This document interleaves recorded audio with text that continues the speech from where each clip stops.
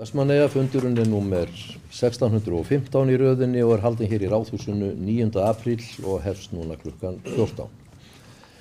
Njáll Ragnarsson af Velista boðaði forföll og í hans stað situr fundinn Erlingur Guðbjörnsson. Ég býð hann og aðra bæjarfulltrúa velkomna til fundar. Áður en gengið verður til dagskrár leggur forseti til að fundargerð bæjarráðs númer 3234 frá fundi sem haldinn var fyrr í dag verði tekin inn með afbrigðum inn á þennan fund. Þeir bæjarfulltrúar sem samþykkja það gjöra svo vel að gefa. Og það samþykkt með öllum greiddum atkvæðum. Dagskrá þessa fundar verður þá svohljóðandi: 1. Ársreikningur Vestmannaeyjabæjar fyrir árið 2024, síðari umræða. 2. Umræða samgöngumál. 3. Drög að frumvarpi breytingar á lögum veiðigjald. 4. Dagskrá bæjarstjórnarfunda. 5. Fjölskyldu- og tómstundaráð Vestmannaeyja fundur 313. 6. Umhverfis- og skipulagsráð Vestmannaeyja fundur 417. 7. Fjölskyldu- og tómstundaráð Vestmannaeyja fundur 314. 8. Framkvæmda- og hafnaráð Vestmannaeyja fundur 318. 9. Bæjaráð Vestmannaeyja fundur 3233. 10. Fræðsluráð Vestmannaeyja fundur 394. 11. Bæjaráð Vestmannaeyja sem við vorum að taka þá inn með afbrigðum fundur 3234. Þá göngum við til dagskrár og tökum fyrir fyrsta málið sem ársreikningur Vestmannaeyjabæjar fyrir árið 2024, síðari umræða. Íris Róbusdóttir. Forseti. Endurskoðaður ársreikningur Vestmannaeyjabæjar fyrir árið 2024 lagður fram til seinni umræðu í bæjarstjórn Vestmannaeyja, en fyrir liggur samþykki bæjarráðs og bæjarstjóra á ársreikningnum frá því 18. mars síðastliðinn samkvæmt 3. og 4. málsgrein 61. greina sveitarstjórnarlaga skal fjalla ársreikninginn á 2 fundum í bæjarstjórn. Engar tölulegar breytingar eru á ársreikningnum milli umræða, aðeins ein breyting í skýringu 8p, þar sem fjárfesting var sett inn í skýringar vegna gámavalla en var að ræða fjárfestingu vegna sorpeyðingastöðvar. Skýringarnar eru alltaf yfirfarnar á milli umræðina en þetta kom nú fram bara rétt fyrir umræðu.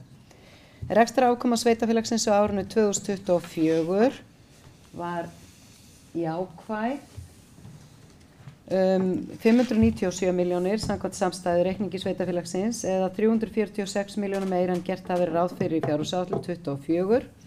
Lykiltölur ársreikningi eru hér á glærunni, bæði með og án Herjólfs, en rekstrarniðurstaða A-hluta sveitasjóðs fyrir afskriftir og fjármagnslið var jákvæð 426 milljónir samanborið við 410 milljónir tæpar fyrir árið 2023.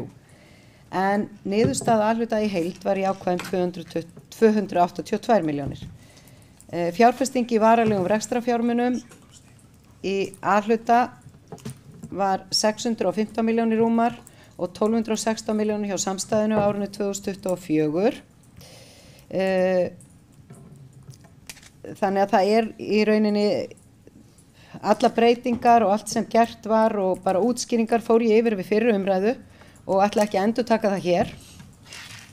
En þessi ársreikningur hann endurspeglar bara stöðugan og ábyrgan rekstur ásamt markvissu uppbyggingu sem við sem samfélag getum auðvitað verið stolt af, en rekstrarniðurstaðan sýnir ekki aðeins sterka stöðu, heldur einnig sýnir hún að samvinna, samstarf og sameiginleg framtíðarsýn skilar árangri.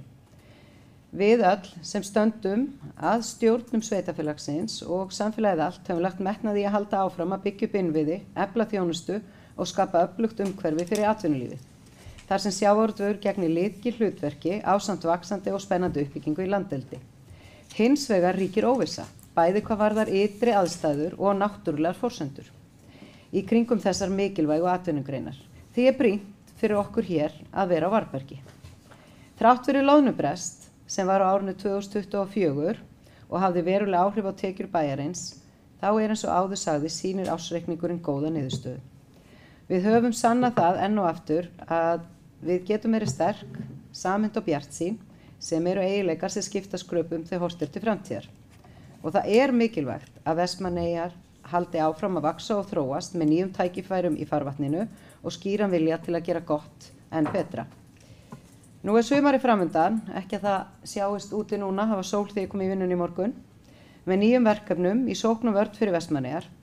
Með elju og samstöðu sem hér ríkir ljóst að framtíðin getur verið björt þrátt fyrir mikla áskorunir sem við ávallt búum við.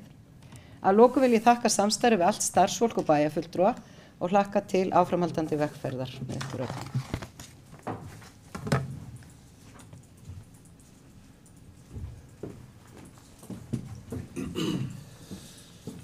Takk fyrir þetta, Íris Róbertsdóttir. Áður en ég gef orðið laust, les ég svofellda bókun. Íris Róbertsdóttir bæjarstjóri gerði grein fyrir endurskoðuðum ársreikningi Vestmannaeyjabæjar fyrir árið 2024 í framsögu, ásamt því að fara yfir helstu niðurstöður reikningsins.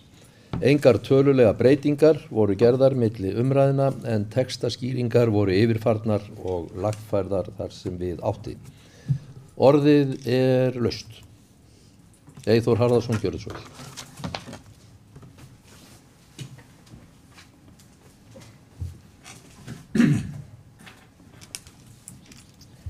Forseti, góðir bæjarfulltrúar og gestir. Ég vil byrja á að þakka þeim starfsmönnum sem koma að gerð ársreiknings fyrir góða vinnu og skilmerkilegar skýringar. Engar breytingar eru á ársreikningi milli umræðna og gefur það því ekkert tilefni til annars en að þakka góða niðurstöðu og hvetja alla til dáða sem koma að rekstri bæjarfélagsins.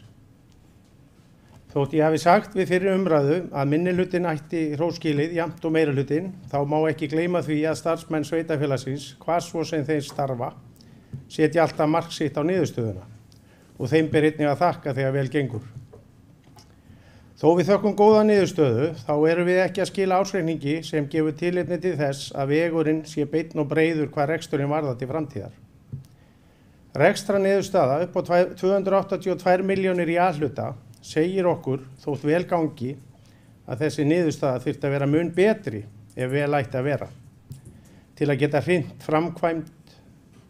hrint í framkvæmd mörgum þeim framkvæmdum sem hafa verið í umræðunni sem aðkallandi innviðu uppbygging í bæjarfélaginu.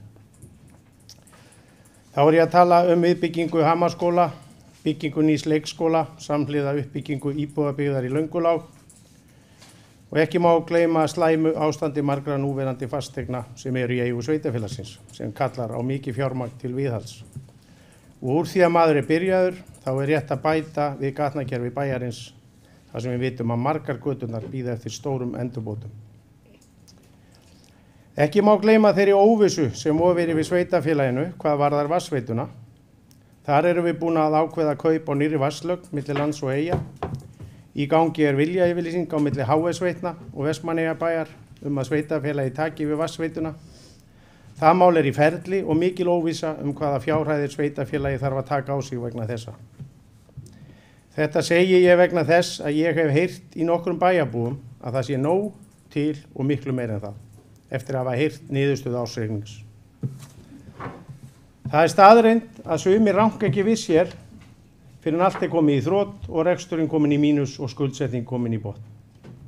Sem betur fer og bæjarfélaginu til heilla, þá höfum við bæjarfulltrúar unnið vel saman við að ráðstafa fjármunum bæjarbúa við gerð fjárhagsáætlana. Þó svo að við séum oft að vinna í umhverfi þar sem að stór hluti fjármuna bæjarins er ráðstafað í lögbundin verkefni. Ég vil ljúka þessum orðum á því að sveitarfélag eins og Vestmannaeyjar hefur þurft að glíma við nokkra loðnubresti síðustu árin. Þá er það þyngra en tárum taki að þurfa nú að glíma við ríkisvaldið sem ætlar að skattleggja sjávarútveginn án þess að skoða áhrifin sem að því hlýst. Ég óttast að þessar boðuðu aðgerðir hvað veiðigjöld varðar munu koma berlega í ljós í ársreikningum okkar á næstu árum. Takk fyrir.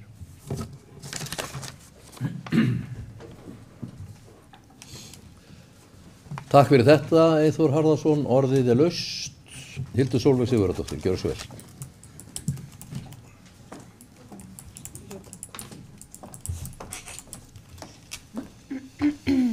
Forseti, bæjarfulltrúar, gestir. Já, ég ætla að fá að þakka bæjarstjóra fyrir yfirferðina og starfsfólki vinnuna áfram í kringum ársreikninga og auðvitað eins og við fórum yfir á síðasta fundi fyrir umræðu er ánægjulegt að sveitarfélagi skili rekstrarafgangi Og við erum auðvitað enn og aftur mynd á mikilvægi fjármunatekna sem að skila að hluta núna rúmum 100 milljónum króna og hvernig fjármunirnir getur sannarlega unnið fyrir okkur og veitt okkur svigrúm til fjárfestinga, en þeir geta það sjálfsög ekki nema þeir séu til staðar. Sjá alls ekki.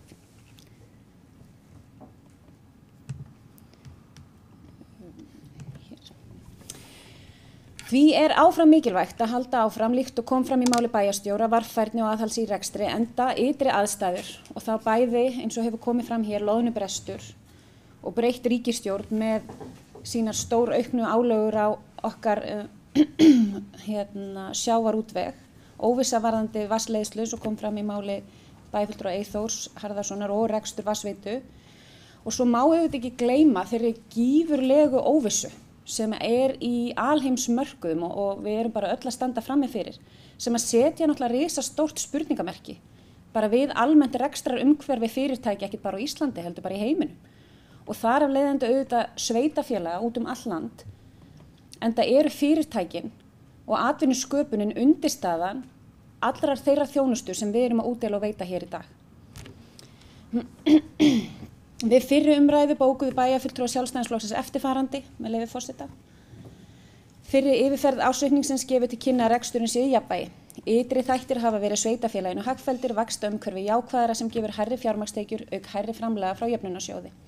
Aðhaldskraf og varfærni rekstur áfram afar mikilvæg og leggja bæjarfulltrúar Sjálfstæðisflokksins sem fyrr áherslu á það. Þetta ár og þau næstu verða öllum líkindum talsvert þyngri vegna nýrra kjarasamninga og sífellt vaxandi krafna betur og skilvirkari þjónustu samfélagsins ásamt uppsafnaðri viðhaldsþörf og nýframkvæmdum. Með leyfi forseta þá ætla ég að fá að leggja fram bókun af hálfu allra bæjarfulltrúa Sjálfstæðisflokksins sem er svohljóðandi.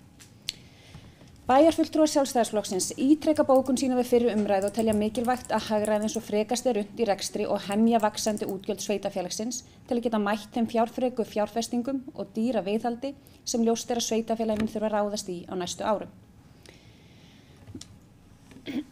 Íþyngjandi stór aukin skattheimta á sjávarútvegsbyggðir mun setja þungar byrðar á Vestmannaeyjar sem standa undir stórum hluta veiðigjalda landsins og skapar öllu íslensku samfélagi mikilvægar tekjur. Ljóst er að þær tekjur verða í minna mæli eftir í þeim samfélögum sem þær eru skapaðar, verði núverandi ríkisstjórn að ósk sinni. Sá gjörningur er framkvæmdur á sama tíma og ríkið keppist við að setja sveitafélögum lagalega bindandi kvaðir aukna kostnaðarsama þjónustu á borð við gjaldfrjálsar skólamáltíðir, jafnlaunavottanir og persónuverndarlöggjöf, án þess að fjármagn til að standa undir slíkum breytingum fylgi. Slíkar ákvarðanir hafa og munu áfram setja mark sitt á rekstur sveitafélaga og eru mikilvægt að hafa meðal annars fyrirsjáanlegt tekjutap í sjávarútvegi vegna aukinna veiðigjalda í huga við áætlanagerðir framtíðarinnar. Að sama skapi setja nýir kjarasamningar og mikil óvissa á alheimsmörkuðum stór spurningamerki við framtíðarhorfur í rekstrarumhverfi sveitafélaga. Því er mikilvægt að sveitafélagi sé vel í stakk búið til að takast á við mögulegar áskoranir sem því fylgja. Og undir þetta rita allir bæjarfulltrúar Sjálfstæðisflokksins. Takk. Takk fyrir þetta, Hildur Sólveig Sigurðardóttir. Ég hef sjálfa mig grunaðan að hafa gleymt að vekja athygli bæjarfulltrúa á því að ræðutími undir þessum lið er ótakmarkaður. En eins og venjulega getur hver bæjarfulltrúi tekið tvisvar til máls. Orðið er áfram laust. Íris Róbertsdóttir, gjörðu svo vel.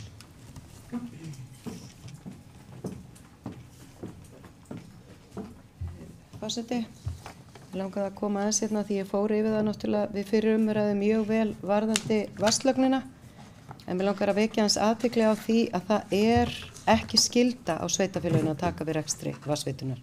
Heldur er það í þessum samningi og það sem Eyþór var að fara yfir hérna áðan var að við myndum skoða innlausn á veitunni og við náttúrulega gætum klárlega lent í þeim aðstæðum, ég tek alveg undir það með honum, en staðan er bara þannig að við þurfum að samþykkja það og með við gögnin sem liggja fyrir þá getur, og hef ég ekki trú á neinni í þessari bæjarstjórn muni samþykkja dæmið eins og það lítur út núna, en það breytir því samt ekki að almannavarnalögnin, þó það sé samkomulag við ríkið 800 milljónir, þá er hún áætluð 2,2 til 2,4 milljarða og ríkið er bara búið að setja inn þessar 800.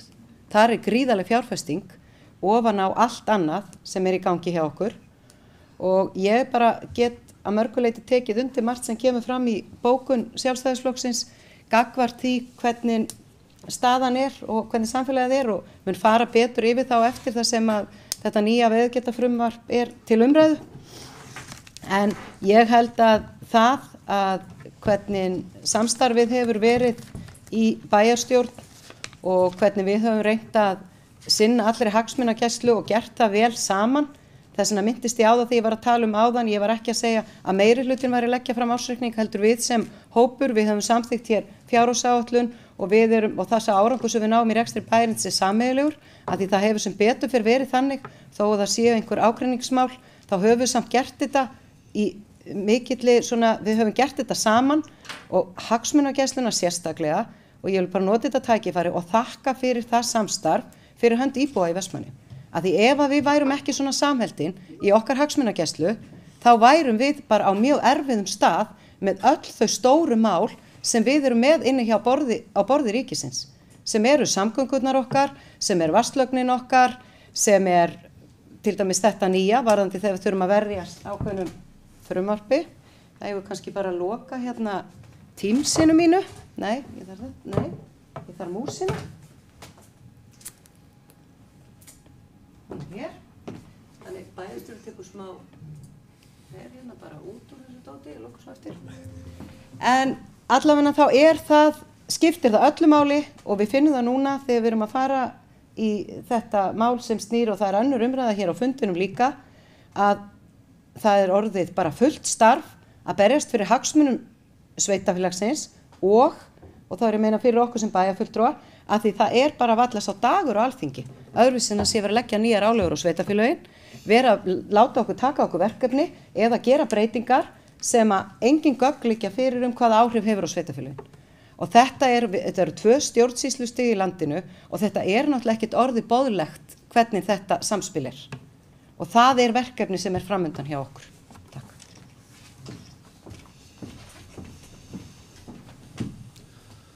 Takk fyrir þetta, Íris Róbensdóttir. Orðið áfram laust. Helga Jóhanna Harðardóttir, gjörðu svo vel.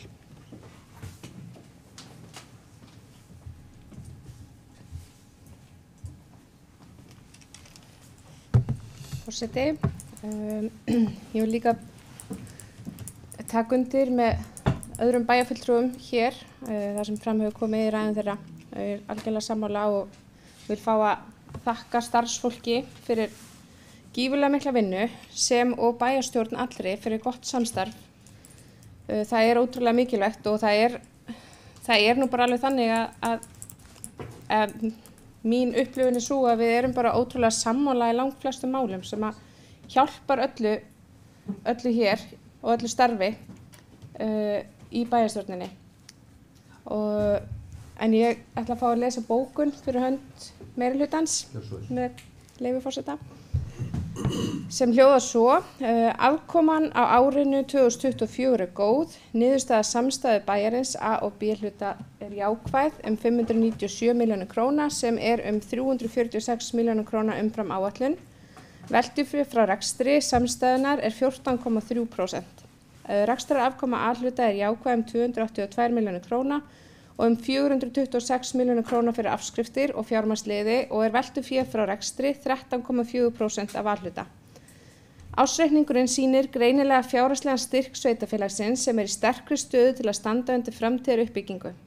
Fjárfestingar bæjarins hafa aukist á árinu og þær sem fyrr fjármagnar af eigin fé.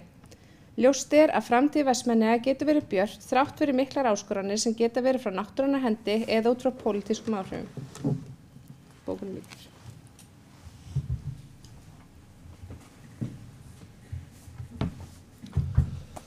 Takk fyrir þetta, Helga Jóhanna Harðardóttir. Vilja fleiri taka til máls?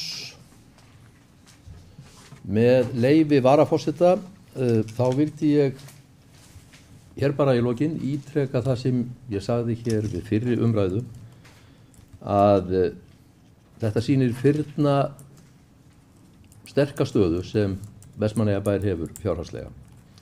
Reksturinn öflugur og aðhaldssamur og fjárhagslegur styrkur bæjarfélagsins mikill. Og þessum árangri verið að ná þrátt fyrir eins og kom fram í máli bæjarfulltrúa Eyþórs Harðarsonar ítrekaðan loðnubrest og svo sem aðra óáran sem hefur yfir okkur dunið, að þá þetta einstaklega eftirtektarverð og góð niðurstaða af rekstri síðasta árs. Og ég vil líka eins og aðrir bæjarfulltrúar sem hér hafa talað þakka starfsmönnum bæjarins, bæjarstjóra og ekki síst bæjarstjórn sem í öllum hinnum stærri málum og veigameiri hefur staðið þétt að því að gera árangurinn jafn góðan eins og raun ber vitni, og ekki síst eins og kom fram í máli bæjarstjóra hefur þetta verið mikilvæg samstaða gagnvart öllum þeim málum þar sem við eigum undir aðra en okkur sjálf að sækja, það að segja undir ríkisvaldið. Og það miklu meira lagt við hlustir einmitt af þeirri ástæðu að bæjarstjórnin samstíga í þessari hagsmunagæslu gagnvart ríkisvaldinu. Ég hef sjálfur og hafði reynslu af því hvað það auðvelt fyrir ríkisvaldið. Ég sat í fjárlaganefnd Alþingis í 5 ár. Hvað það auðvelt fyrir ríkisvaldið á hverjum tíma að fela sig á bak við meintan ágreining sem getur verið hjá hinum ýmsu sveitarfélögum. Já, við þurfum ekki að hugsa þetta, þau eru ekki sammála það sjálf. Þetta hefur ríkisvaldið getur ekki skákað í þessu skjólinu hvað varðar okkur hér í Eyjum, því að við höfum staðið hérna órofa saman í þeirri hagsmunagæslu sem snýr að ríkisvaldinu sem auðvitað margþætt. Ég les nú, og fleiri hafa ekki hvað sér hljóðs, umræðu þá lokið og ég les hér, í þessa þrautagöngu að lesa hér nokkra lykiltölur úr ársreikningi Vestmannaeyjabæjar fyrir árið 2024. Ársreikningur sjóða í A-hluta 2024 afkoma fyrir fjármagnsliði jákvæð 173.046.000. Rekstrarafkoma ársins jákvæð 282.155.000. Niðurstaða efnahagsreiknings 15.433.051.000. Og eigið fé 8.831.989.000. Samstæða Vestmannaeyjabæjar afkoma fyrir fjármagnsliði jákvæð 510.233.000. Rekstrarafkoma ársins jákvæð 597.207.000. Niðurstaða efnahagsreiknings 18.585.200.000 krónur. Eigið fé jákvætt 12.108.501.000 krónur. Ársreikningur Hafnarsjóðs Vestmannaeyja 2024 afkoma fyrir fjármagnsliði 75.887.000. Rekstrarafkoma ársins 111.142.000 og niðurstaða efnahagsreiknings 2.732.375.000. Eigið fé 2.534.863.000. Ársreikningur félagslegra íbúða 2024 afkoma fyrir fjármagnsliði 3.235.000. Rekstrarafkoma ársins 0. Niðurstaða efnahagsreiknings 902.398.000. Eigið fé neikvætt 50.568.000. Ársreikningur fráveitu Vestmannaeyja 2024 afkoma fyrir fjármagnsliði 128.140.000. Rekstrarafkoma ársins 108.437.000. Niðurstaða efnahagsreiknings 829.176.000. Eigið fé kr. 586.329.000. Ársreikningur vatnsveitu 2024 afkoma fyrir fjármagnsliði 0, rekstrarafkoma ársins 0, niðurstaða efnahagsreiknings 449.297.000, eigið fé 0. Ársreikningur Vestmannaeyjaferjunnar Herjólfs ohf. 2024 afkoma fyrir fjármagnsliði 92.294.000, rekstrarafkoma ársins 98.299.000, niðurstaða efnahagsreiknings 577.518.000, eigið fé 366.653.000. Ársreikningur Náttúrustofu Suðurlands 2024 afkoma fyrir fjármagnsliði neikvæð 10.606.000, Rekstrarafkoma ársins neikvæð 10.606.000, niðurstaða efnahagsreiknings 28.502.000, eigið fé 27.440.000.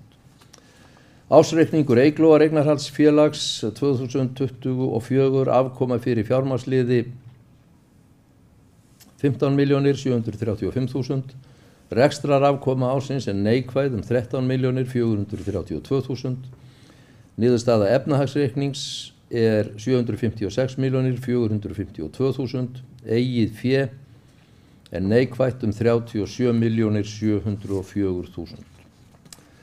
Og þá göngum við til atkvæða ársreikningin. Þeir bæjarfulltrúar sem samþykkja reikningin gjöru svo vel og gefi merki.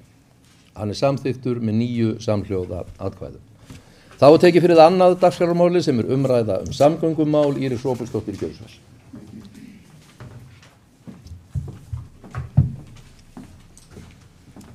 Forseti,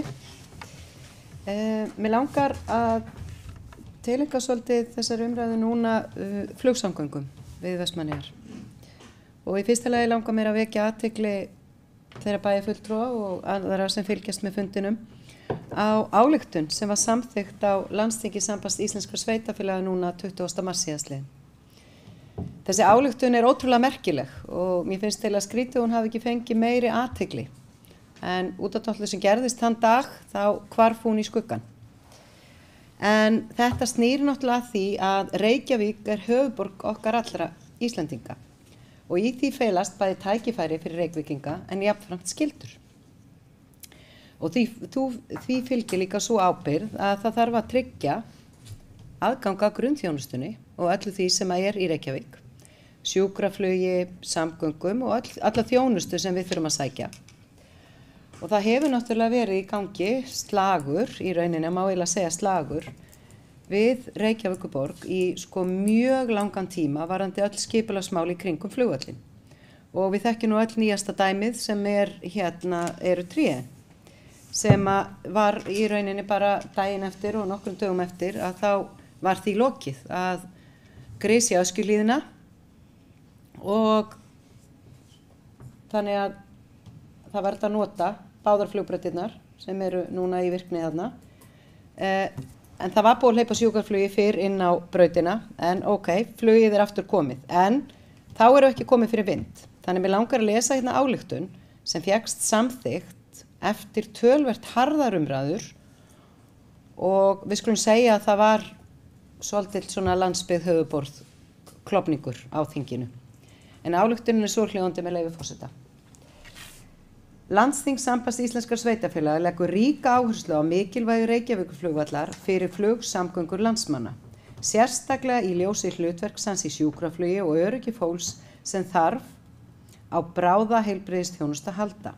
Landsþing Sambands íslenskra sveitarfélaga hvetur borgaryfirvöld til að tryggja rekstrarskilyrði Reykjavíkurflugvallar með þeim hætti að flugöryggi sé ekki ógnað.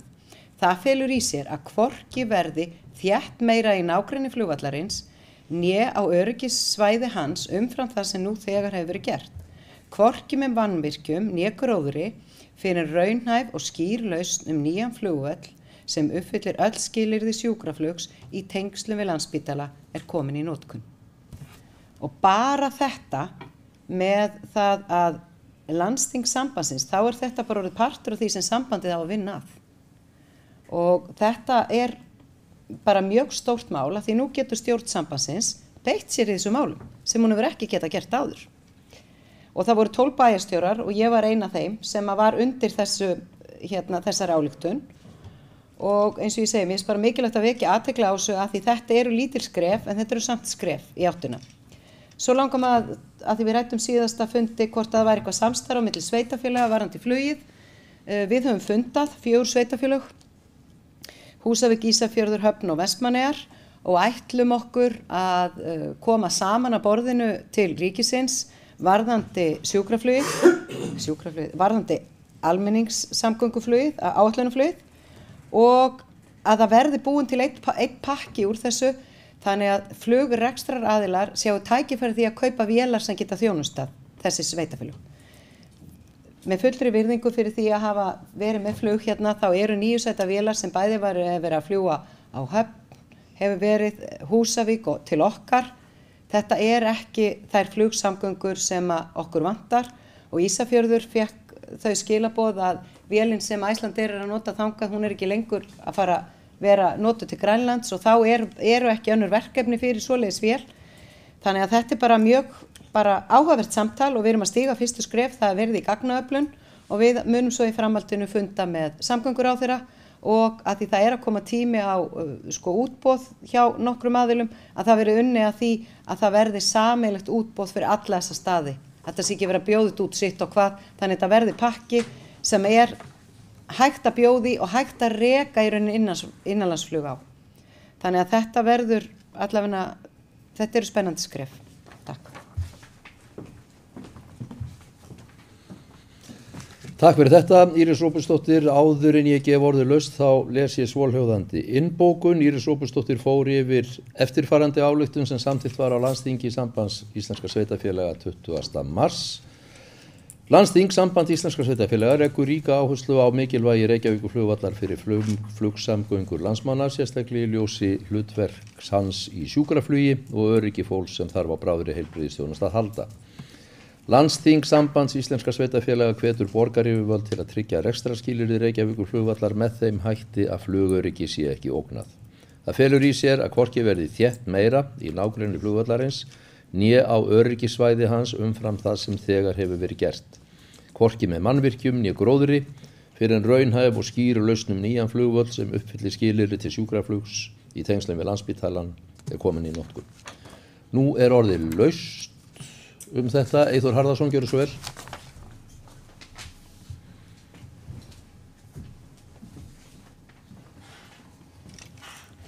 Forseti og bæjarfulltrúar, gestir. Já, ég vil bara taka undir orð bæjarstjóra Írisar Róbertsdóttur varðandi flugvallamálið og ég verð að segja bara eins og að ég var á þessum aðalfundi sambandsins eða Sambands íslenskra sveitarfélaga þann 20. mars síðastliðinn í borginni og það verður að segjast eins og að maður svona upplifði þarna í fyrsta sinn svona augljóslega stóra gjá myndast á milli höfuðborgar og landsbyggðarinnar í þessari umræðum flugvöllin. Þarna mættu svona fulltrúar meirihluta Reykjavíkurborgar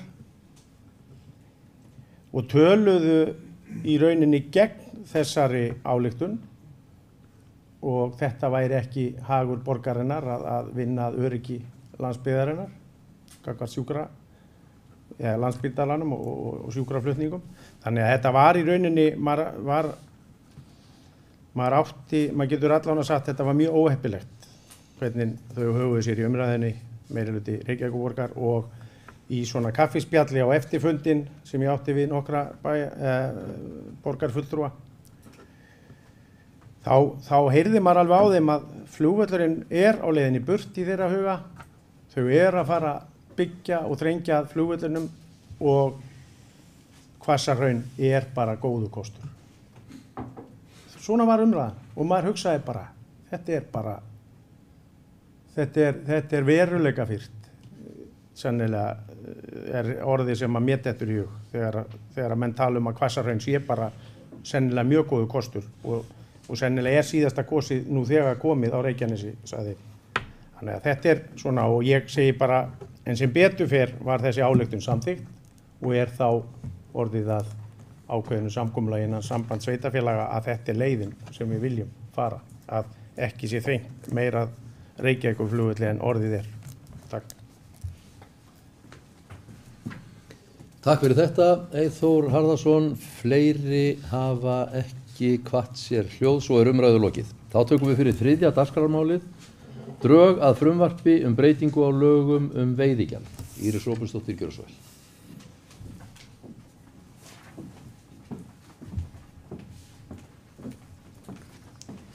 Forseti, við náttúrulega, það var aðeins komið inn á umræðinu þá hvað ég var að segja þær áskoranir og þær svona utanakomandi ógnir sem geta steðjað að samfélagi eins og Vestmannaeyjum.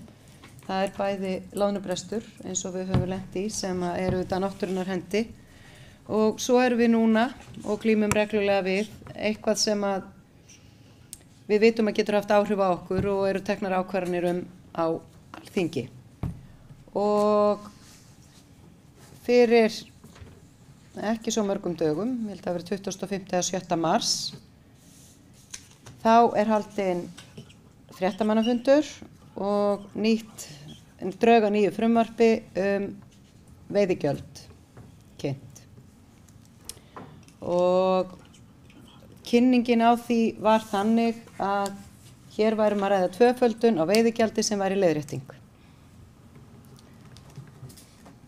Ég var og í stjórn sjávarútvegssveitarfélaga og var þennan dag varaformaður.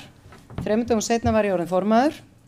Vegna breytinga hjá stjórn sambandsins, þá formaðurinn orðinn formaður sambandsins og getur ekki verið á báðum stöðum, þannig ég teki við sem formaður og við Sigfús sem tók við sem varaformaður fengum bara eldskýrt. En auðvitað hefur okkar málflutningu verið þannig og ég vil benda bæjarfulltrúum bæði á það sem náttúrulega fylgdi, sem var þetta bókun samtakana og svo líka umsögn Vestmannaeyjabæjar, en jafnframt í gáttinni, umsögn 91, umsögn sjávarútvegssveitarfélaga. Og tekin var ákvörðun, við erum í þessum samtökum með 26 sveitarfélögum, sem stjórnin fundaði strax og eftir hádegi á föstudeginum þá fundum við með framkvæmdastjórum allra aðildarsveitarfélagana og tekið var ákvörðun að fá KPMG til að gera það sem gætu á þessum stutta tíma, að því þegar við settum okkur strax í samband við ráðherra, við fengum fund strax með fjármálaráðherra eftir hádegi á föstudag, daginn eftir þetta kynnt og vorum auðvitað bara að óska eftir gögnum. Að við vildum gögn til þess að geta gert okkur grein fyrir áhrifunum sem þessar breytingar á þessari gjaldtöku sem skattur, sama hvað hver segir, hvaða áhrif þetta geti haft á okkar samfélag og þessi samfélag sem í þessum samtökum. Og við heldum að það væri nú kannski ekki mikið mál að fá þau gögn, en þau gögn ekki til. Að minnsta kosti getum við ekki fengið þau. Og þá gagnrýndum við þennan rosalega stutta frest. Það voru gefnir 9/10 dagar inn í samráðsgáttinni til þess að bregðast við og koma með athugasemdir. Og við erum náttúrulega ekki með nein gögn, höfum örfáa daga, það ekki vinnandi vegur að greina þetta niður á sveitarfélögin og við gagnrýndum það að því við hliðina okkur í samráðsgáttinni var breyting á fjölda talna í lottó og það voru veitni 50 fleiri dagar til að gera athugasemdir við það hversu marga tölur í lottó á móti þess að það sé verið að tvöfalda veiðigjöldin. Og við erum bara, Vestmannaeyjabær 40% á útsvarsstofninum 2024 kom úr sjávarútvegi, veiðum og vinnslu. Það var ekki loðnuvestíð. Þannig að þetta hærra í venjulegu ári, gerum við ráð fyrir. Og það ekki hægt að ætlast til þess að við sem erum í forsvari fyrir sveitarfélag, bæjarstjórn og við sem erum ég sem bæjarstjóri og fleiri, getum sætt okkur við það að fá ekki gögnum það hvað svona stóra breytingar, hvernig áhrif það geta haft okkar samfélag. Og það hefur verið línan okkar hjá samtökum sjávarútvegssveitarfélaga, en við förum fram á þessi gögn. Við fengum svo strax eftir helgina fund með ráðherra og þá það voru til einhver gögn og við fengum, KPMG fekk aðgang að einhverjum gögnum daginn eftir, degi áður áttum að skila umsögninni, en það dugði náttúrulega ekki til þess að við gátum farið í þessar greiningar og ráðherra og ráðuneytið, það sagðist ekki geta mætt því að fá lengdan frest, sem náttúrulega algjörlega óásættanlegt vegna þess að það talað 2 til 4 vikur séu eðlilegu tími í samráðsgátt. Það voru 9 dagar. Þannig að bara áður en við getum sagt, við höfum áhyggjur af því að þetta hafi áhrif á sveitarfélagið okkar, en áður en við getum sagt nákvæmlega hvernig áhrif það hefur, hvað og bara hversu mikil, við getum ekki gert það fyrir við fáum þessi gögn. Að því að ég held að við ættum ekki að fara niður á þeirra plan að segja og fullyrða að þetta hafi ekki nein áhrif án þess að byggja það á gögnum. Og ég sagði það og hef sagt það, ef að staðan þannig að ríkisstjórnin telur þetta engin áhrif hafa á okkur, sýnið okkur þá fram á það. sýnið okkur þá fram á það með gögnum að þetta muni gefa áhrif á þetta samfélag. En svo ég fari aftur á þessum 26 sveitafélögum, hver einasti framkvæmdastjóri og hver einasta sveitastjórn í þessum 26 sveitafélögum hefur bullandi áhyggjur af því hvað þetta þýðir. Vegna þess að það virðist vera mjög margt óútskýrt og hið svokallaða frítekjumark, sem ekki frítekjumark, sem afsláttur til ákveðnar aðila. Nú verið að tala að breyta því, þannig við vitum ekki einu sinni hvernig frumvarpið mun koma fram. En þetta ég geri mjög alvarlegar athugasemdir við einn þátt í viðbót sem að ríkisstjórninni og ráðherra ber að láta að reikna út fjárhagslegt áhrifamat á sveitafélög samkvæmt 129. grein sveitarstjórnarlaga áður en frumvarpið lagt fyrir ríkisstjórn. Ekki áður en það lagt og sett út í samráð eða út í minnstakosti fyrir Alþingi. Þetta frumvarp þarf að fara í þetta mat og við erum algjörlega á því það sem hefur áhrif á fyrirtækin sem starfa í þessum sveitafélögum mun hafa áhrif á sveitafélögin. Og þess vegna höfum við farið fram á þetta mat og fengum stjórnsýslu lögfræðing hjá KPMG til þess að fara ofan í þetta og það í umsögninni sem við skilum inn fyrir sjávarútvegssveitarfélögin að það með leyfi forseta í ljósi framangreins verður ekki annað séð en 129. grein sveitarstjórnarlaga leggi þá ófrávíkjanlegu skyldu á herðar ráðherra að láta fara fram kostnaðarmat á frumvarpinu að því varðar fjárhagsleg áhrif á sveitarfélög og leggja það kostnaðarmat fyrir samband íslenskra sveitarfélaga til umsagnar. Þetta samkvæmt 2. málsgrein 129. greinar sveitarstjórnarlaga. Og við sýndum fram á það með einu litlu dæmi, með eitt lítið sveitarfélag, við hafum tíma til þess að fara í gegnum þau gögn. Það dæmi í umsögnin okkar og það hlýtur að vera staldrað við og stoppað og farið í það að skoða áhrifin á þessari breytingu, hvað hún raunverulega þýðir fyrir öll þessi sveitarfélag.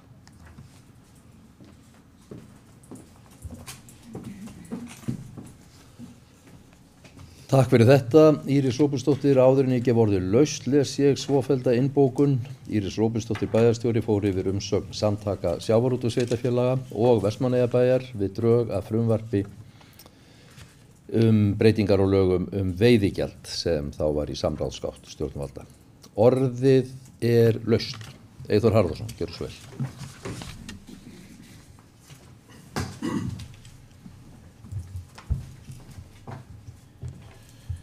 Forseti, ræðufulltrúar og gestir. Já, það var ágætis samantekt hjá bæjarstjóra Írisi Róbertsdóttur varðandi veiðigjaldafrumvarpið. Hún fór svo sem yfir þetta helsta sem við höfum verið að ræða síðustu vikurnar síðan þetta fór af stað, svona öllum óvörum. Það var svo sem þessi ríkisstjórn boðaði það í aðdraganda kosninga eða þegar þau voru að verða búa til þessa ríkisstjórn að þau myndu sennilega tvöfalda veiðigjaldið á einhverjum 10 árum. Og eftir þá 70-80 daga þá boða þau veiðigjaldahækkun sem þau áður höfðu talað að myndi stefna á 10 árum. Öllum á óvörum, ykkur klækindi eða klókindi þar á ferð, væntanlega pólitísk að kveikja elda til þess að varpa einhverju umræðu frá einum stað yfir á annan. En það sem svo merkilegt í þessari umræðu allri að þau birta frumvarp á einhverjum 25-30 síðum og þar einn liður sem heitir 6.4 og eins og bæjarstjóri Íris Róbertsdóttir kom inn á að þeim væri skylt að reikna út áhrifin. Þá stendur með vísan í umfjöllunar í kafla 6.3 þar sem kemur fram í raun að tekjur eða hagnaður sjávarútvegsfyrirtækjanna muni minnka 10 milljarða við 100% hækkun á veiðigjaldinu. Þá segja þau í kafla 6.3 áhrif frumvarpsins á samkeppnishæfni og rekstrarskilyrði sjávarútvegsfyrirtækja verður að telja að frumvarpið verði það að frumvarpið verði það að lögum, muni það hafa óveruleg áhrif á þau byggðarlög þar sem sjávarútvegsfyrirtæki eru staðsett. Þetta bara þeirra greining í frumvarpinu, bara afgreitt. Meðan að við sem að búum í þessum samfélögum sjáum það bara, það er ekki hægt að hafa þetta kristaltærara en að áhrifin verða gríðarleg í sveitafélögum eins og Vestmannaeyjum og öllum enda ég bara hvet alla til að skoða samráðsgáttina þar sem að umsögn okkar úr bæjarráði liggur fyrir, umsögn samtaka sveitafélagi sjávarútvegi liggur fyrir með aðstoð og greiningu frá KPMG. Það sem að reynt að nálgast umræðuna faglega. Það hafa öll sveitafélög lýst yfir áhyggjum af veiðigjaldinu. Þannig að það er ekki eins og stuðningsmenn ríkisstjórnarinnar hér og þar landið séu að taka undir þetta. Það lýsa allir yfir áhyggjum. Og það sem að verri að margir landsmenn halda að þessir 10 milljarðar sem að þeir boða núna í hækkun þessara gjalda breyti öllu í 1500 milljarðar rekstri ríkisins á hverju ári. Þannig að það á að bara nota þessa 10 milljarðar til að stoppa upp í öll göt í þessum 1500 milljarðar útgjalda lið hjá ríkinu eða ekstra kostnaði við ríkið. En það sem að maður eiginlega í rauninni, ef við setjum þetta svona aðeins yfir á bara áhrifin hérna í Vestmannaeyjum, þá er alveg ljóst að þetta mun kosta bæjarsjóð, ég segi 100 milljóna. Ég bara er þar í svona án þess að við höfum greininguna upp á. Vitum það bara ef að fyrirtæki, ef það er teknir 1-2 milljarðar út úr rekstri fyrirtækja hér á þessu svæði, þá mun það ekki fara í uppbyggingu eða ekki eins mikla uppbyggingu eins og annars hefði orðið í kringum fyrirtækin og búa til þau umsvif sem annars hefði orðið, sem að er auðvitað tekjugrunnurinn fyrir okkar samfélag. Ég held að þetta sé komið á mér og bara, ég hef ekki nota orðið óheppilegt. Þetta er óheppilegt frumvarp. Takk.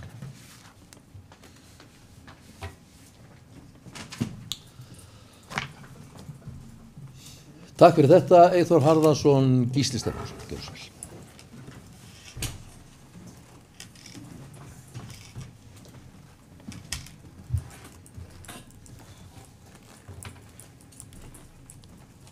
Forseti, bæjarfulltrúar, já, ég tek undir með orðum Eyþórs Harðarsonar og bæjarstjóra Íris Rögnvaldsdóttur að þetta er sérlega óheppilegt og ekki bara óheppilegt, þetta er nú bara, þetta er náttúrulega ekkert annað en árás. Við þekkjum það alveg og vitum það alveg að bara þessi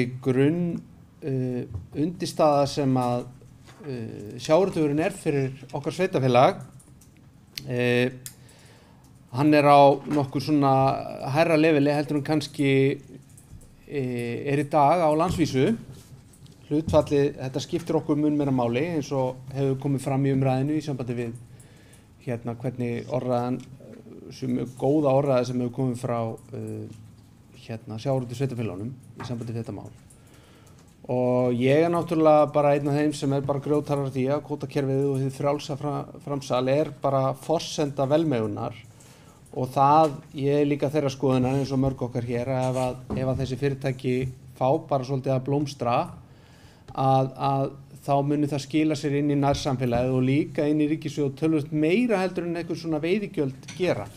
Nú er slagurinn veiðigjöld almennt séð svo sem að einhver kannski leiti réttandarlegur, þar sem að við erum hérna ekki kannski beint að horfa á útveg sem er í einhverju svona upphafsuppbyggingu eins og við erum að sjá í Laxeldi og víðar annars staðar.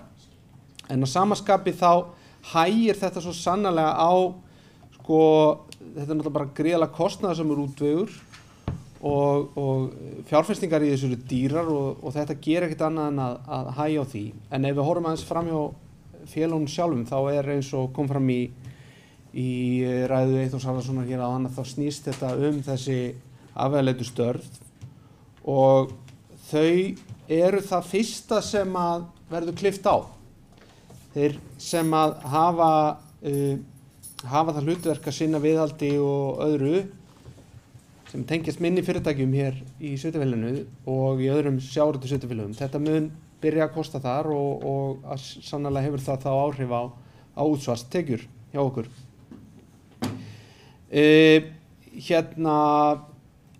Og það, ég get ekki farið sleppt í að hugsa að það sem að liggur svona fyrst og fremst þarna baki, þó að það sé sett í þann búninga að það er að nota þessar tekjur sem að þessu koma til þess að keyra áfram eða laga þá innviðaskuld sem er hér í landi. Það er verið að tengja þetta sérstaklega við að leysa vandamál í vegakerfinu. Þá er það í raun og veru frekar lítill biti til þess að mæta því. Og maður upplifir þetta náttúrulega líka sem alveg greiða mikla pólitíkun. Þess að umræðan sjávarútvegsfyrirtækin hér í landinu hefur verið bara mjög takmörkuð, mjög lengi og hefur snúið allt atriðum heldur kannski endilega allt raunveruleikanum. Og ég bara til þess að minnast á þetta þá snýst þetta svolítið hver er raunverulega arð sem eigin fjár þessar fyrirtæki er. Það er alltaf að tala hér í landinu eins og það sé hæsta og mesta sem að fyrirfinnst, en það er ekki. Bankarnir eru löngu komnir fram úr því aftur og það má telja svo sem meira upp þar. En það sem að skiptir kannski í mínum huga mestu máli, ef við horfum á þessi mál, er sem sagt nærsamfélagið. Og þetta mun, eins og við erum öll sammála hér á nokkurs vafa hafa gríðarleg áhrif á rekstur bæjarfélagsins og atvinnustöðuna hér í bænum. Takk fyrir þetta, Gísli Stefánsson, Hildur Sólveig Sigurðardóttir, gjörðu svo vel.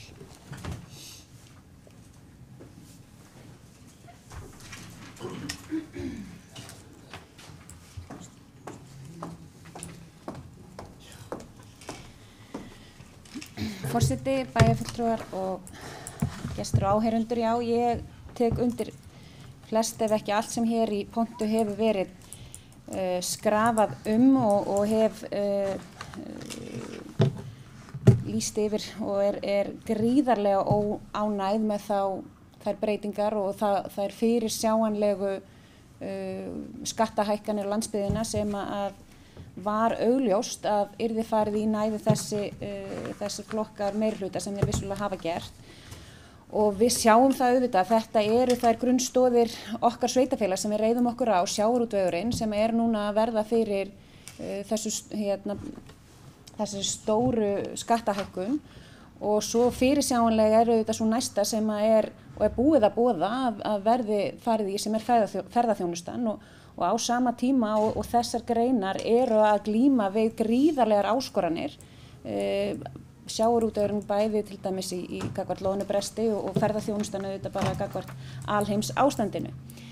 En ég vil líka bara fá að þakka bæjarstjóra fyrir að vekja vasklega athygli á málinu í fjölmiðlum, þó svo að í umræðunni sé því miður mikið af fólki sem er mjög duglegt á samfélagsmiðlum, meðal annars að lasta það fólk sem að dirfist að tala fyrir sjávarútveginn og því er ofta undir hælinn lagt að það sé ekkert nema tuskubrúður stórútgerða, en það ætti auðvitað að vera hverjum einasta aðila ljóst að þetta mun hafa gríðarlega áhrif á landsbyggðina og þar sem að meirihluti veiðigjaldana kemur. Og forsætisráðherra hefur látið hafa það eftir sér að þetta muni skila sér til sveitarfélagana tilbaka. En í ljósi sögunar þá ætla ég að draga það stórkostlega í efa og geri fastlega ráð fyrir að þetta muni auðvitað ekkert annað gera en að fara beint í hítina. Og talandi að skila hlutum tilbaka, þá kannski í þessu ljósi er áhugavert að skoða að fyrir rúmum áratug eða árið 2014 að þá vann KPMG afar áhugaverða skýrslu skattspor Vestmannaeyja og með leyfi forseta þá ætla ég að fá að vitna aðeins í nokkur atriði úr þeirri skýrslu sem nota bene eru fyrir áratug síðan. En á því ári það námu skattgreiðslu Vestmannaeyjabæjar til ríkisins 8.629 milljónum króna. Framlög ríkis til nærþjónustu voru hins vegar 3.075 milljónir króna og samfélagsspor Vestmannaeyja nam því samtals 5.527 milljónum árið 2013. og það merkir að íbúar og fyrirtæki í Vestmannaeyjum lögðu rúmlega 5.500 milljónum meira til hins opinbera en nýtt var til þjónustu í nærumhverfi þeirra. Skattbyrði Eyjamanna eru auðvitað mest tilkomin vegna byrði einstaklinga og tekjuskatt fyrirtækja, en þriðji skatturinn svo tilkomin vegna þessa sértakaskatt sem lagður á atvinnulífið í sjávarbyggðum í formi nýtingu auðlinda. Kostnaðarsamasta nærþjónustan sem að ríki veitir og veitti á þessum tíma og er í rauninni ekkert ólíkur og í dag auðvitað rekstur Heilbrigðisstofnunar Vestmannaeyja. Þar á eftir var rekstur Herjólfs og svo þriðji dýrasti var kostnaðarliður við rekstur Landeyjahafnar sem auðvitað ekki í Vestmannaeyjum per se en auðvitað sanngjarnt og eðlilegt að líta á rekstur hennar sem hluta af nærþjónustu við Vestmannaeyjar. Og við sjáum það auðvitað að það verður auðvitað ekkert villsta landsbyggðin greinilega ekki baggi á íslensku samfélagi og það hafa núverandi stjórnvöld klárlega gert sig grein fyrir og ætla að sækja héðan meiri fjármuni. Og ég í rauninni nokkuð viss að þetta bil hefur breikkað enn frekar ef eitthvað. Að því að við sjáum það og við þekkjum það sem búum hér, það hefur dregið úr þjónustu ríkisins við okkur. Við sjáum það bara gagnvart heilbrigðisstofnuninni að bráðaþjónusta er minni. Við höfum verið að tala hér á þessum fundi flugsamgöngur. Þannig að það væri auðvitað bara gríðarlega áhugavert að sjá sambærilega samantekt gagnvart stöðun í dag. En það virðist einmitt alltaf verið einhvern veginn auðveldast að hagræða fyrst á landsbyggðinni og skera þar niður því einhvern veginn virðist kvabbi dempast á leiðinni niður á Austurvöll.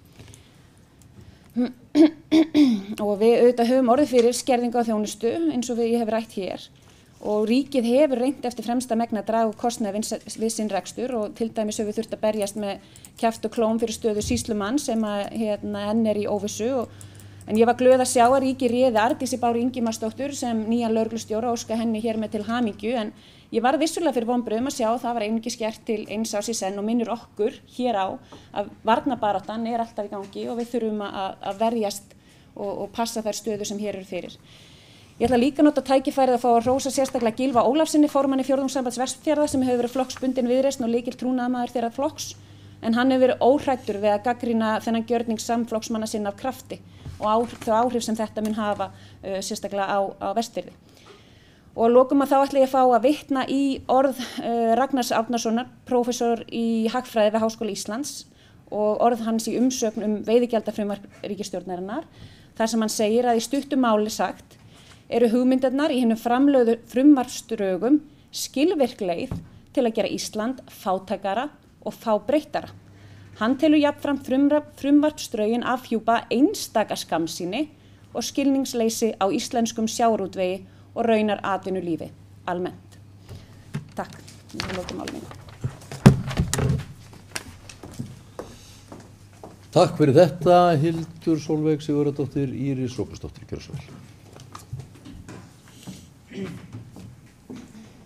Forseti, mig langar aðeins að bregðast við varðandi brennt barn forðast eldinn, varðandi það því að ef að taka og búa til einhver gjöld og skattar sem eiga að nýtast á landsbyggðinni. Við náttúrulega erum löngu hætt að trúa öllu svoleiðis og erum nú bara var verið að klára 2 þætti varðandi við ríkið sem snýr að hjúkrunarheimilum og börn með fjölþættan vanda sem voru í margra ára ferli og það líka ennþá verið að vinna með varðandi málaflokk fatlaðs fólks að tekjurnar hafa ekki fylgt yfir til þess að reka þann málaflokk eins og okkur ber skylda til að gera. En varðandi samgöngurnar, mér fannst nefnilega mjög áhugavert að sjá kynninguna á fjármálaáætlun. Fjármálaáætlun til næstu 5 ára, sem nú reyndar í einhverju upplausn á Alþingi núna, sökum skorts á gögnum skils mér, að á þeim 5 árum ætlar þessi ríkisstjórn að setja 7 milljarða til viðbótar inn í samgöngur. Það talað að taka 10 milljarða bara á næsta ári. Áætlunin til 5 ára og ef við varum með sama grunn sem við vitum auðvitað ekki í sjávarútvegi, það fer eftir aflabrögðum og hvað en við værum að horfa á sama grunn, þá væri það að taka auka 10 milljarða á hverju einasta ári í 5 ár, 50 milljarðar. Og það í fjármálaáætlunin talað að setja 7 milljarða. Þannig þetta strax segir okkur hvernig staðan er. Þannig ég set spurningamerki við þetta og ef að þetta gengur fram, þetta frumvarp sem ég svo sannarlega vona að fólk stígi tilbaka og taki samtal og fari í bara greiningavinnu og gögn, samtal og samvinnu þetta. Við vitum að þau eru að fara inn í hækkun á veiðigjöldum. Það var vita þessi ríkisstjórn tók við. En það vantar samt sem áður að taka samtal og samvinnu það hvernig það gert og ég sannarlega vona það því þessir 7 milljarðar þeir hrökkva skammt með hvað það á að taka.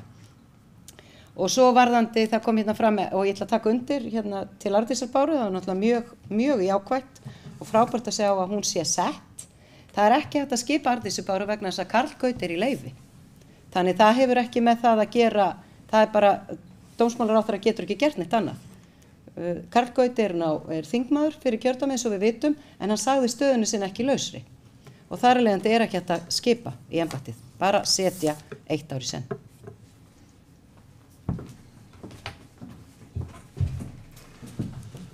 Takk fyrir þetta, Íris Róbertsdóttir. Fleiri hafa ekki hvatt sér hljóðs og umræðu lokið. Þá tökum við fyrir 4. dagskrármálið. Forseti leggur fram tillögu að fundartíma bæjarstjórnar fram í maí 2026 fram að næstu kosningum samtals. Og þessi tillaga fór með útsendum gögnum og verður birt með fundargerð. Oddvitar framboðana fengu hann að senda og gerðu ekki athugasemdir. Orðið laust ef einhver vill tjá sig þessa tillögu, svo ekki. Þá ber ég hann undir atkvæði. Þeir sem samþykkja þessa fundaráætlun bæjarstjórnar gjöra svo vel að gefa merki. Hún samþykkt með 9 samhljóða atkvæði. Þá tekið fyrir 5. dagskrármálið, fjölskyldu- og tómstundaráð Vestmannaeyja, fundur númer 313. Liðir 5.1 til 5.3 liggja fyrir til upplýsinga. Tekið fyrir 7. dagskrármálið, umhverfis- og skipulagsráð Vestmannaeyja, fundur númer 417. Liður 6.3, Strandvegur 44, liggur fyrir til staðfestingar. Það sem sagt verið að bera það undir bæjarstjórn að auglýsa tillögu að breyttu deiliskipulagi, ekki tillöguna sjálfa. Orðið laust, vill einhver tjá sig þetta mál, svo ekki. Og þá göngum við til atkvæða. Þeir bæjarfulltrúar sem samþykkja þessa tillögu að auglýsa breytingu á deiliskipulagi gjöra svo vel að gefa merki og hún samþykkt með 9 samhljóða atkvæða. Þá tekin fyrir liður 6.5, Vesturvegur 6, umsókn breytingu á deiliskipulagi miðbæjar, fyrsti áfangi. Hún liggur fyrir til staðfestingar að lokinni auglýsingu. Orðið laust þessa tillögu, enginn kveður sér hljóðs og þá göngum við til atkvæða. Þeir bæjarfulltrúar sem samþykkja þessa tillögu breytingu á deiliskipulagi gjöra svo vel að gefa merki. Tillagan samþykkt með 9 samhljóða atkvæðum. Liður 6.7. Alþýðuhúsið, Skólavegur 21B. Fyrirspurn byggingu íbúðarhúsnæðis liggur fyrir til umræðu og orðið laust. Eyþór Harðarson, gjörðu svo vel.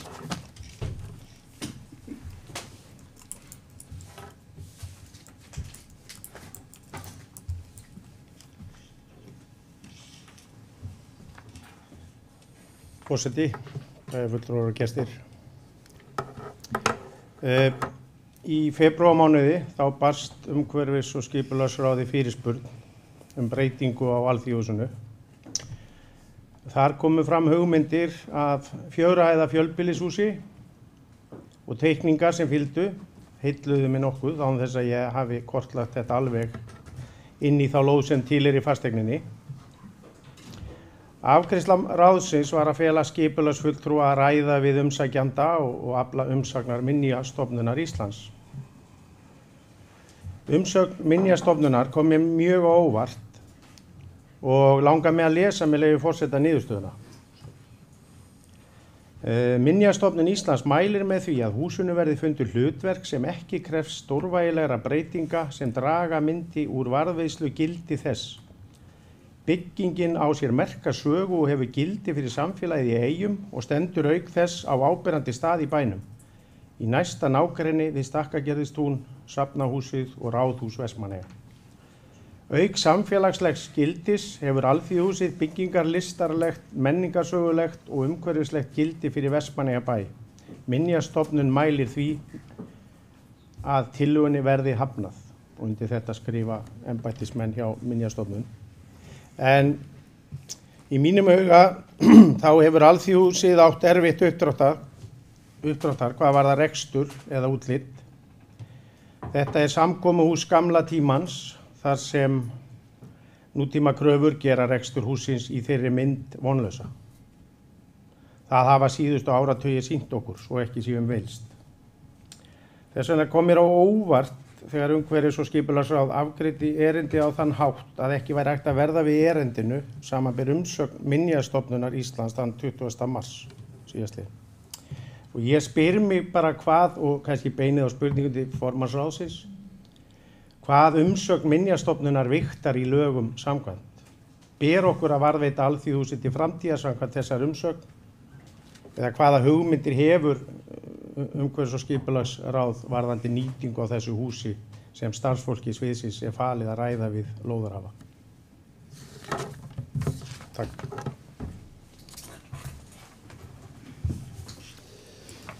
Takk fyrir þetta, Eyþór Harðarson, Jóna Sigríður, Guðmundsdóttir, gjörðu svo vel. Forseti. Já, þetta mál, þetta var mikið rætt í ráðinu, en það sem að niðurstaðan okkar er þannig að við höfnum þessu erindi. En málið er að það náttúrulega var búið að eiga sér samtal áður vegna þess að ráðinu fannst 4 hæðir og mikið magn.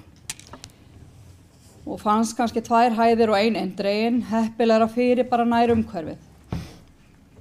Og það er bara svoleiðis í málum sem þessum að þá þarf og er bara best að eiga þetta samtal og þessi samvinna, því þetta er aldrei, mér leist rosalega vel á þetta, en það þarf að horfa á heildina.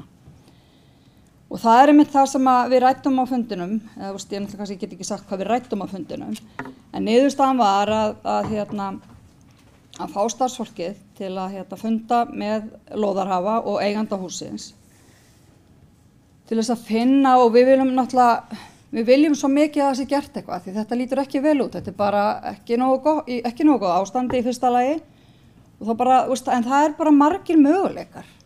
Þetta þarf ekki að vera með sömu starfsemi og það er bara ekki það sem að ráðið er að meina í sinni bókun og getur vel verið þetta að sé eitthvað miskilið.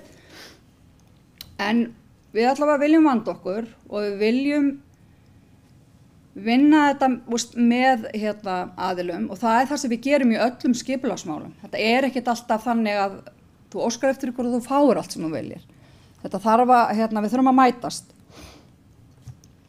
Og varðandi Minjastofnun, þá náttúrulega við þurfum að leita, þá náttúrulega styttist við þurfum ekki að leita til þeirra, en eins og staðinu núna, þá þurfum við að leita til þeirra.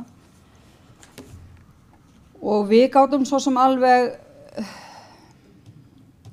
þetta er í fyrsta skipti sem að Minjastofnun kemur svona rosalega afgerandi. Þetta hefur aldrei verið svona rosalega afgerandi niðurstaða. Og það sett okkur líka bara svolítið í erfiða stöðu. En við teljum að það sé alveg hægt að gera þetta hús, að íbúðarhúsi, og halda í það sem má halda í. Það er alveg og það er bara, og ég veit nú ekki hvort að starfsmenn séu búin að funda með honum, en það er allavega skýr skilaboð hvernig þetta mun áframhaldandi vera. En við náttúrulega urðum að hafna erindinu af því það var ekki búið að minnka umfangi, það var ekki búið að gera það sem að ráðið óskaði eftir. Ég vona að þetta svari spurningum, bæjarfulltrúa Eyþórs Harðarsonar. Takk fyrir. Afsakið og mögulega ef varaformaðurinn vill bæta við, þá er það alveg ef þetta er ekki tæmandi hjá mér. Takk fyrir þetta, Eyþór Harðarson, gjörðu svo vel.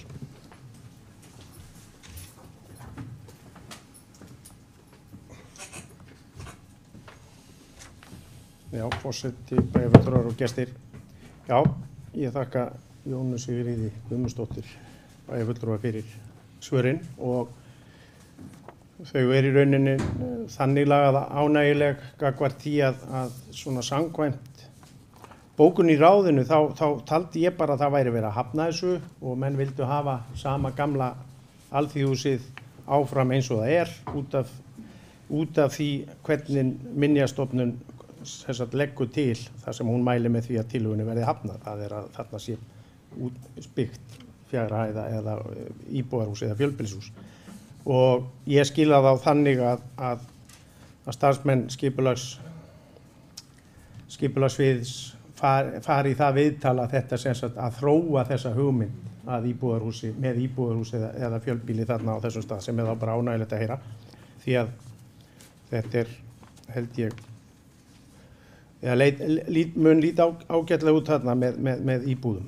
En við bæjarfulltrúar Sjálfstæðisflokksins erum með þá eina bókun við þennan lið. Bæjarfulltrúar Sjálfstæðisflokksins telja farsælt að leitað sé allra mögulegra leiða til að hægt sé að nýta lóð alþjóðsins með þeim hætti sem óskað er eftir.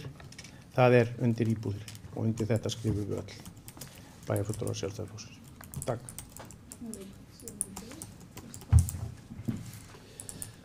Takk fyrir þetta. Vilja fleiri kveða sér hljóðs þetta mál? Jóna Sigríður Guðmundsdóttir, gjörðu svo vel.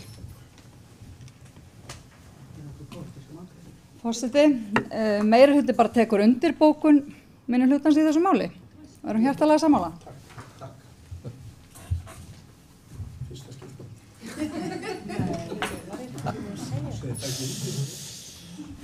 Takk fyrir þetta. Jóna Sigríður Guðmundsdóttir, vilja fleiri tjá sig þetta mál? Svo er ekki og umræðu lokið.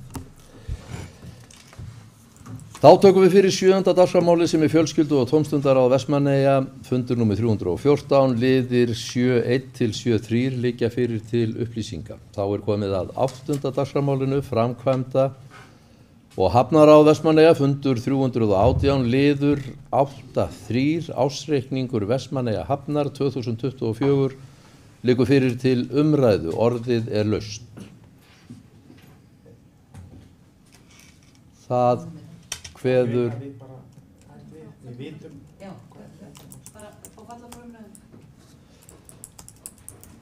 sér engin hljóðs og er umræðu þá lokið. Liðir 8.1 til 8.2 liggja fyrir til upplýsinga. Þá er komið að 9. dagskrármálinu sem er bæjaráð Vestmannaeyja, fundur 3233.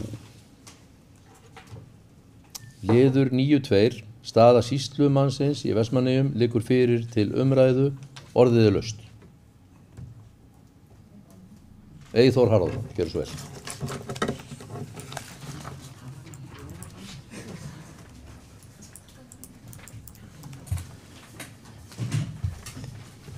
Já, forseti, bæjarfulltrúar og gestir. Já, staða sýslumanns, þetta er svona búið að vera dálítið mikið viðloðandi okkar störf og umræðu. Allt frá því að ég byrjaði að taka þátt í sveitarstjórn 2018, þá hefur töluverð vinna okkar farið í að verja opinbera þjónustu og störf í Eyjum. Ef hagræða á í ríkisrekstri, þá er oft á tíðum auðvelt að loka eða leggja niður þjónustu á landsbyggðinni og loka augunum fyrir öllu þeim fjölda sem sinnir misgáfulegum opinberum störfum á höfuðborgarsvæðinu. Sýslumannsembættið í Eyjum er eitt af því sem hefur borið á góma aftur og aftur. Ég hef hlustað á þá ráðherra sem hafa kynnt mismunandi hugmyndir að því að sameina öll 9 sýslumannsembættin í einn. Oft fylgir slíkum hugmyndum að landsbyggðin þurfi ekkert að óttast og þjónustan haldi áfram á öllum núverandi stöðum sem sýslumenn starfa. Í mínum huga þurfum við að fara að hugsa leikinn öðruvísi og leggja áherslu á öfluga starfsstöð sýslumanns með fjölgun starfa þar sem verkefnin kalla á háskólamennta fólk til starfa. Starfsstöðin stendur auðvitað og fellur með öflugum yfirmanni á svæðinu sem sópar til sín verkefnin, okkur til heilla. Þarna ættum við að leggja okkar á vogarskálarnar í stað þess að einblína of á sýslumannsstöðuna sem aðalatriði. Því getur alveg eins fylgt léleg starfsstöð með fáeinum opinberum störfum. Ég nefni þetta því ég tel enga ástæðu til að eyða kröftum okkar í að viðhalda óhagræði í ríkisrekstri, eyðum okkar kröftum í að aðlaga okkur að nýjum tímum og eflum okkur þar. Takk.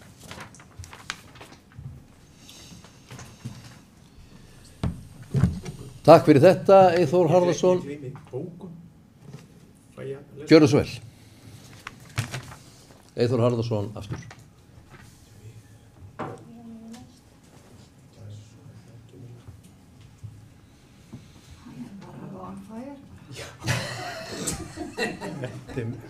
Forseti, bæjarfulltrúar.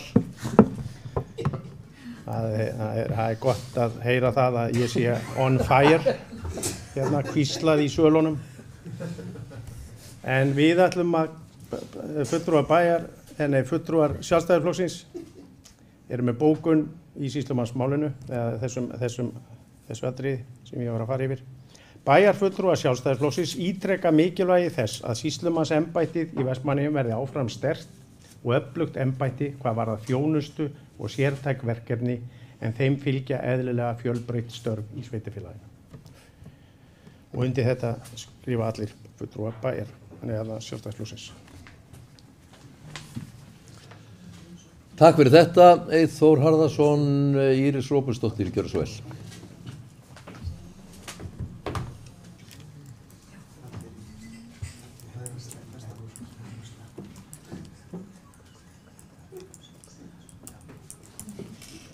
Forseti, já, ég tek undir með bæjarfulltrúa Eyþór Harðarsyni sem er á eldi, svo við tölum íslensku hérna í pontu, að þetta mál er náttúrulega, það eru fleiri dómsmálaráðherrar búin að koma með þetta mál til okkar í allavegna svona útgáfum og hingað til hefur það verið stefna Vestmannaeyjabæjar að hér sé starfandi sýslumaður. Og bara til þess auðvitað að tryggja það að starfsstöðin sé öflug. Við höfum búið við það núna annað ár að hér hefur ekki verið staðsettur sýslumaður. Kristín Þórodóttir hefur sinnt þessu sem er sýslumaður á Suðurlandi og við vitum alveg að þetta er stefnan. Þetta var til dæmis eina hagræðingatillögunum sem kom fram. En það breytir því samt ekki að án þess að við séum hér með einhver upphlaup og læti, þá finnst mér mikilvægt að halda því til haga að við erum ekki bara tilbúin að rétta upp hönd og segja að það þurfi að akkurat að hagræða hér í Vestmannaeyjum með því að taka sýslumanninn héðan. Þannig ég bara er ekki, en ég er ekki að segja þá að við séum ekki tilbúin að skoða hvernig þetta hagræði í rekstrinum. Ef það er að sýna okkur fram á það að þetta sé það besta fyrir þessa starfsstöð, bæði fjárhagslega og faglega, þá getum við skoðað það. En bara af lestri frumvarpsins, þá er það ekki mín tilfinning. Og það sem er öðruvísi við þetta frumvarp og það sem truflar mig og marga fleiri við þetta er að í rauninni er verið að gera 3 manna nefndin í ráðuneytinu rosalega hátt undir höfði. Það er ekki skrifað inn í lagateksta að starfsstöðarnar eiga að halda sér. Þá að leitast við, vinna að og þetta hort sér til. Þetta er of loðið orðalag fyrir mína parta. Og mér finnst, og það var þó í summa þessum frumvörpum sem komu áður, þá var það skrifað svolítið inn í lagatekstan hvernig var verið að hugsa þetta. En það er samt í þessu frumvarpi eins og öðru, það verður engin öflug starfsstöð nema sérverkefnin komi og það vantar skilgreiningun á hvaða verkefni verið að tala um. Og það þarf. En sko, ég get alveg tekið undir með bæjarfulltrúa Eyþór Harðarsyni. Ég ætla ekki að standa hér og segja við viljum sýslumann og stappa niður fótum ef það er eitthvað brjálað óhagræði í ríkisrekstri. En það er bara ekki búið að sýna fram á það. Þannig við fáum bara þetta og ef að það mun reyndar á að vera ólöglegur einstaklingur yfir öllum sýslumannsembættunum, við vitum ekki hvar hann verður staðsettur eða hvernig þetta verður allt saman, en það er alveg ljóst að þetta er, við skulum segja það, þetta er forgangsverkefni ráðuneytisins. Hver einasti ráðherra sem kemur inn í ráðuneytið, það er ekki liðnir 2 mánuðir þangað til komin út með þetta frumvarp. Þannig þetta er bara á forgangslistanum og kannski er það því að þetta sé svo hagkvæmt. En það er bara ekki búið að sýna okkur fram á það. Þannig að við verðum að vera samkvæm sjálfum okkur, við gagnrýndum hér áðan, skort á gögnum, varðandi veiðigjaldafrumvarpið, þá bara verðum að halda okkur við það líka gagnvart sýslumanninum. Sýnið okkur fram á þetta með gögnum að þetta muni bæta þjónustuna eins og við talaðum sem markmið og þá vera í mikilli stafrænni þjónustu, en það samt kemur fram að það verða að vera kjarnastarf sem aðstæður að því öll stafræn þjónusta, það er ekki að láta hana, þú veist, stafræna þjónustan getur ekki tekið allt. Þannig að ég held að við eigum bara að horfa til þess sem ég fannst umsögn bæjarráðs mjög góð og með leyfi forseta ætla ég að fá að taka síðustu línurnar í því. Það sem bæjarráð segir í lok sinnar umsagnar frumvarpið heilt yfir má segja að það sé ýmislegt jákvætt í frumvarpinu en mikilvæg atriði verða útfærð í reglugerð en ekki í lagateksta og því niðurstaða bæjarráðs að ekki sé hægt að meta áhrif frumvarpsins sem skyldi. Og þetta bara held ég lykillinn í því sem við erum að segja og þess vegna bara hef ég lokið máli mínu hvað þetta varðar en með bókun fyrir hönd meirihlutans. Meirihlutinn tekur undir umsögn bæjarráðs og leggur þunga áherslu á að málið verði unnið betur áður við ekki tekið afstöðu til þess.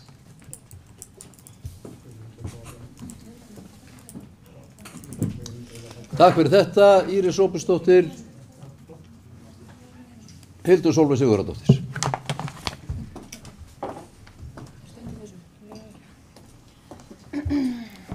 Forseti, bæjarfulltrúar og gestir. Já, við fáum bara líkt og í fyrra máli, fáum bara að vera með í þessari bókun líka og tökum undir hana. Ég ætla bara að koma hérna aðeins upp og segja nokkur orð því ég fá líka að taka undir með bæjarstjóra gagnvart í að þó svo við séum öll að hugsa ríkisrekstur að þá þarf ekki bara að hugsa ríkisrekstur í póstnúmerinu 900, það þarf að vera þá landið allt og við eigum ekki alltaf alveg eins og ég fór inn á áðan í umfjöllun ársreikninga eða veiðigjöldin að taka skellin á okkur. Og þetta embætti hér hefur vissulega hagrætt á undanförnum árum. Það til dæmis ekki svo langt síðan að hér var seldur góðu heilli og það jákvæð þróun sýslumannsbústaðurinn sem var viðhaldið hér, þannig að það var stórt hagræðingarskref tekið með þeirri ákvörðun. Það auðvitað líka þegar að eins og í dag þegar sýslumaður þarf að vera á miklum ferðalögum, það auðvitað kostnaður og tími embættismanna sem fer í ferðalög og það má heldur ekki líka gera lítið úr þeim kostnaði og það að hafa einhvern sem að þarf að vera á Flandri og Suðurlandi eins og náttúrulega búið að tala gríðarlega mikið í sambandi við kosningar til alþingiskosninga að þetta gríðarlega stórt kjördæmi og umdæmi sem að þessi sýslumaður þarf að sinna og víðfemt og vissulega hefur tæknin hjálpað okkur en þetta samt þannig starfa að vissulega þarf að vera oft til staðar.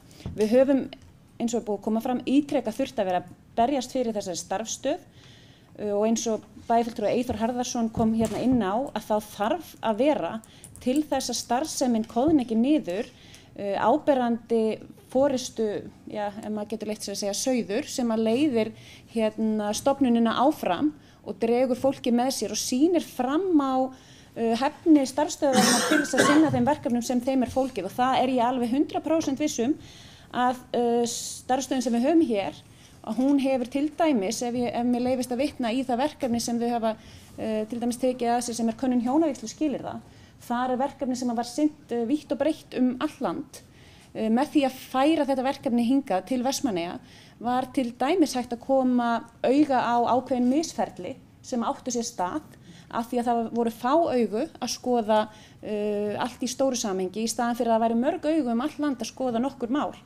Þannig að það eru klárlega hagræði og mikil tækifæri fólgin í því fyrir Íslenska ríkið að skoða það að vera með öflugar og sterkar starfsstöðvar sem að sinna sértækum verkefnum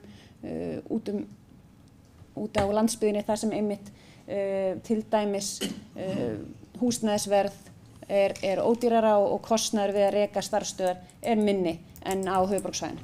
Ég hef lokið máli mínu. Takk fyrir. Takk fyrir þetta, Hildur Sólveig Sigurðardóttir. Fleiri, ég vildi með leyfi varaforseta ef ekki hafa fleiri kvartir hljóðs í þessu máli. Rétt minna á það að ég held að ég fari rétt með það að núverandi dómsmálaráðherra 7. dómsmálaráðherrann á rúmlega 7 árum. Meðal starfsævi dómsmálaráðherra rétt 1 ár á síðasta tæpa áratug. Og núverandi ráðherra sá 7. sem kemur fram með á fyrstu vikum starfs síns í ráðherraembætti tillögu þessa efnis, samstofna þessa efnis. Ég held að það séu ráðandi embættismenn í dómsmálaráðuneytinu sem algjörlega fixeraðir við þetta mál og senda hvern ráðherrann á fætur öðrum. Þeir hafa sumir mótmælt því ég nota þetta orðalag og talið að þeir sé ekki sendir eitt eða neitt. En ég vil leyfa mér að segja það er engin tilviljun að þetta sé alltaf með fyrstu málum að málaskrá allra þessara 7 ráðherra sem hér hafa verið síðasta tæpan áratuginn að koma með þetta mál án þess að gera neina grein fyrir því. Í rauninni hvað unnið. Þeir telja mikinn ávinning og mikinn sparnað felast í þessu en segja jafnframt samt að starfsstöðvunum, það er að halda starfsstöðvunum út á landi og það alveg rétt sem kom fram í máli bæjarstjóra að sá munurinn sem gerir þetta frumvarp núna verra eða viðsjárverðara fyrir okkur og aðra staði út á landi sá að nú engin áskilnaður það að halda starfsstöðvunum út á landi. Heldur það sett í hendurnar á 3 aðilum, 3 manna nefnd sem eigi með reglugerð að ákveða það hver lifir og hver deyr af þessum starfsstöðum. Í frumvörpunum flestum held ég að ég megi segja, ef ekki öllum, hinum var áskilnaður í frumvarpinu sjálfu að starfsstöðunum ekki fækkað. Þannig að ég held að okkar starfsstöð hér í Vestmannaeyjum að henni sé stefnt í talsvert meiri hættu með þessu frumvarpi heldur en undanförum þess á síðust árum. En fleiri hafa ekki hvatt sér hljóðs þetta mál og umræðu það lokið. Þá tökum við fyrir 10. dagskrármálið sem fræðslur á Vestmannaeyjafundur 394. Þar liggur fyrir liður 10.1 til upplýsinga. Þá tekið fyrir 11. dagskrármálið sem hér var tekið inn með afbrigðum í upphafi fundar. Það að segja bæjarráð Vestmannaeyjafundur númer 3234. Ég gerir ráð fyrir því að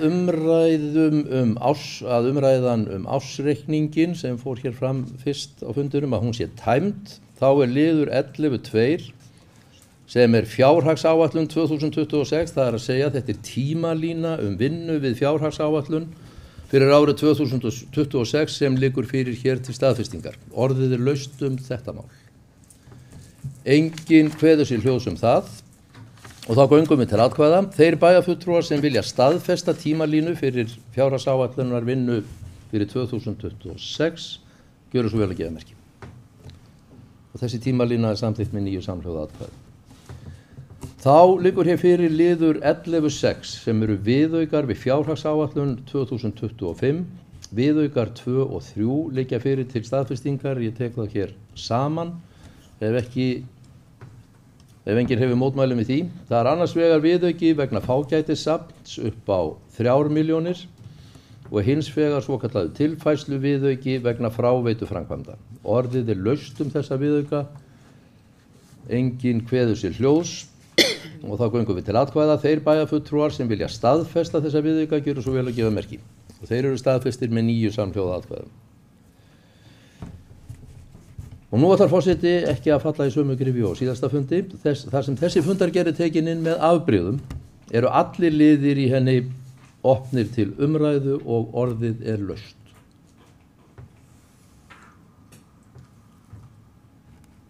Það kveður sér engin hljóðs og þar með umræðu lokið. Þá dagskrá þessa fundar tæmd. Til næsta fundar verður boðað 14. maí næstkomandi. Þessum fundi slitið.